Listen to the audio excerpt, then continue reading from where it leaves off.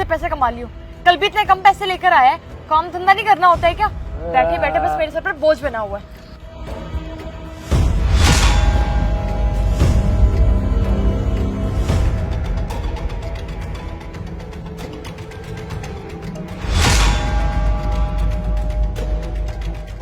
अब ढंग से पैसे कमाइयो, और अगर ढंग से पैसे आज ना कमाए ना फिर तुझे बताऊंगी, समझा? अबे ओ बुड्ढे, अपने ड्रामे कम कर। मैं वहां साइड में खड़ी हुई ना, सब देख रही हूँ। जरा सी भी चालाकी करने की कोशिश की ना तो इस नाले में गिर दूंगी। तेरा बेटा भी तुझे बचा नहीं पाएगा, समझा? चल काम पे लग अब।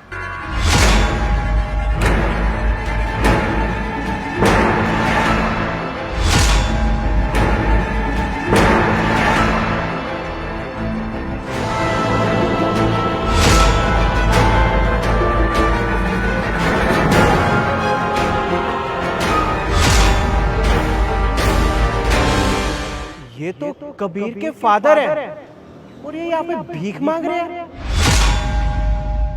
इसका मतलब कबीर अपने पापा से भीख मंगवा रहे हैं। कितना गिर गया वो पैसों के लिए। अरे शर्म नहीं आई उसे ये काम करवाते हुए। उसे मैं बताता हूँ, पैसों की इतनी जरूरत थी तो वो मुझे कह देता, मैं उसका जिगरी यार हूँ, लेकिन उसने मुझे नहीं बताया। इतनी जॉब मैं उसको ऑफर कर रहा था लेकिन उसने मेरा भी फोन काट दिया।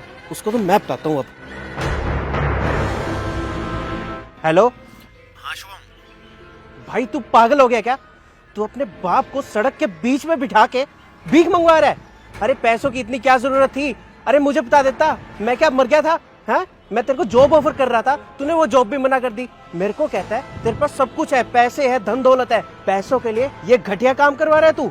अरे एक बार तो सोच लेता, तेरा तेरे परिवार का लोग क्या कहेंगे तेरे बारे में? अपने बाप से ऐसे भीख मंगवा रहे तू। अरे यार कैसी बात कर रहा है? मैंने कौन सी भीख मंगवा दी? और मेरे पापा तो घर पे हैं, तुझे कहाँ से मिल गए?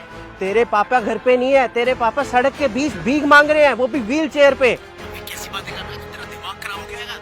तू ऐसे कैसे बोल सकता है मेरे पापा के बारे में? और सड़क के बीच में व्हील चेयर बैठे हैं, अबे वे तो चल भी नहीं सकते, और व्हील चेयर तो उन पे चलती नहीं है, वो खुद थोड़ी लेके जाएंगे। तुझे कोई गलतफहमी हुई होगी, समझ मेरी बात को। भाई तू पैसों के लिए इतना गिर जाएगा मैंने सोचा नहीं था। अपने पापा को बीच सड़क पे तू खुद छोड़ के गया और मुझसे झूठ बोल रहा है। अरे यार अच्छा तू एक बात बता, तू बिल्कुल श्योर है ना तुझे मेरे पापा ही दिख रहे हैं वहाँ पे? अरे यार बचपन से जानता हूँ मैं तेरे पापा को, मैं कैसे नहीं पहचानूंगा? अच्छा ठीक है, तू मुझे लोकेशन दे, मैं भी आता हूँ। ठीक है, तू भी यहीं आ, यहाँ आके ही बात कर तू मुझसे। भाई देख ले, लोकेशन सेंड हो गई है। ठीक है, आ रहा हूँ, आ रहा हूँ। पापा आप यहाँ पे कैसे? और इन्हें यहाँ पे लेके कौन है? वो तो तू बताएगा ना, ये यहाँ पे कैसे आ सकते हैं? तू खुद इन्हें यहाँ छोड़ के गया भीख मंगवाने के लिए और मुझसे झूठ बोल रहा है। तेरा दिमाग खराब हो गया है क्या शुभम? अबे मैं अपने पापा से क्यों भीख मंगाऊंगा? मेरा अच्छा खासा बिजनेस है और मेरे पास इतने पैसे हैं कि मैं खुद को सरवाइव कर सकूं और अपनी फैमिली का ध्यान रख सकूं। मुझे ये समझ में नहीं आ रहा पापा यहाँ पे आ कैसे सकते हैं? क्या तुझे भी नहीं पता पापा यहाँ पे कैसे आए तेरे? तू कौन छोड़ के गए नहीं यहाँ पे? देखो तो सही, इस बुड्ढे ने कितनी कमाई की।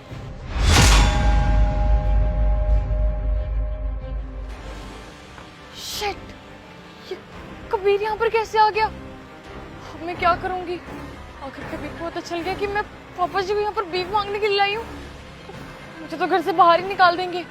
एक मिनट, मैं डर क्यों रही हूँ? अभी इनका पागल बनाती हूँ। और वैसे भी ये सब मैं पहली बार थोड़ी कर रही हूँ।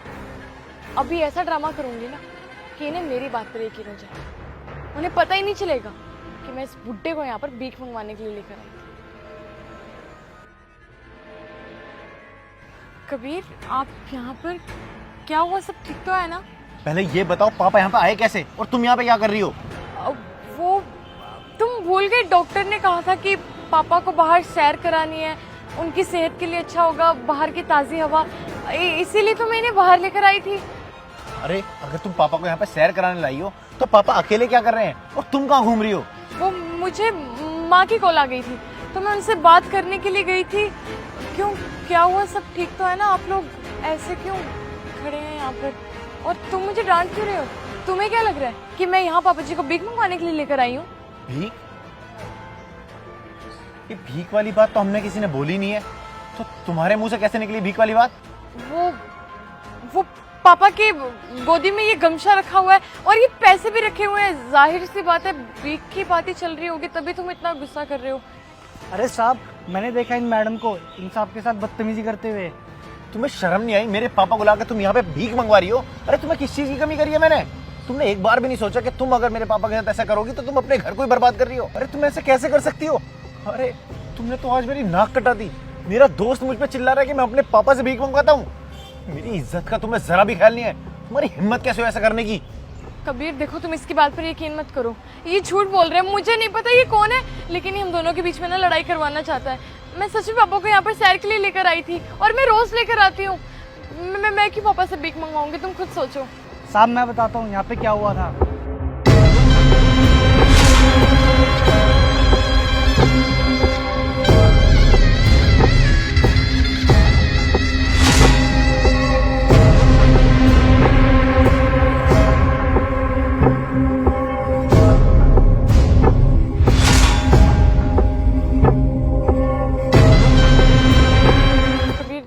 देखो प्लीज़ मुझे माफ़ कर दो, मुझसे बहुत बड़ी गलती हो गई। मैं पैसों के लालच में अंधी हो गई थी। मैं रोज़ घर पर रहती थी पापा के साथ, मैं परेशान हो जाती थी। तो फिर मैंने आज सोचा कि मैं इनसे भीख मंगवाना क्यों नहीं शुरू कर देती। पिछले 1 हफ्ते से मैं रोज़ इन्हें यहाँ पर लेकर आ रही हूँ और थोड़े बहुत पैसे इकट्ठे होते हैं वो मैं अपने पास रख लेती हूँ। तुमने जो किया है ना वो बहुत ही घटिया हरकत की है। माफी के लायक तो बिल्कुल भी नहीं है। तुम्हें इसके लिए ना सजा मिलेगी। तुम मेरे पापा के साथ इतना गलत कर रही हो और मैं तुम्हें ऐसे ही छोड़ दूं? नहीं, मैं तुम्हारी पुलिस में कंप्लेन करूंगा। और पहले अगर तुमने मेरे घर की इज्जत की ख्याल नहीं किया तो तुम्हें पुलिस में देने से अगर इज्जत खराब होती भी है तो क्या फर्क पड़ रहा है? मैं अब तुम्हें नहीं छोड़ूंगा, मैं पुलिस में कंप्लेन करूंगा और तुम्हें सलाखों के पीछे डलवाऊंगा। भाभी जी, आपको शर्म आनी चाहिए। आप अपने पापा से ये क्या काम करवा रही हैं? अरे कबीर भाई का इस शहर में कितना बड़ा नाम है, आपको पता भी है। आपकी इस हरकत की वजह से सारा नाम खराब हो जाएगा। वो तो मैंने देख लिया, मैंने बात को छुपा लिया और कबीर को फोन कर दिया। लेकिन सोचो अगर किसी और को पता चल जाता तो सारा घर का नाम खराब हो जाता। अरे कितना ही खर्च आता होगा इन पे, दवाई पानी पे, खाने पीने पे। आप ऐसी हरकत करोगी मैंने सोचा नहीं था। नहीं नहीं कबीर प्लीज़ ऐसा मत करो, मैं पापा का बहुत ख्याल रखूंगी।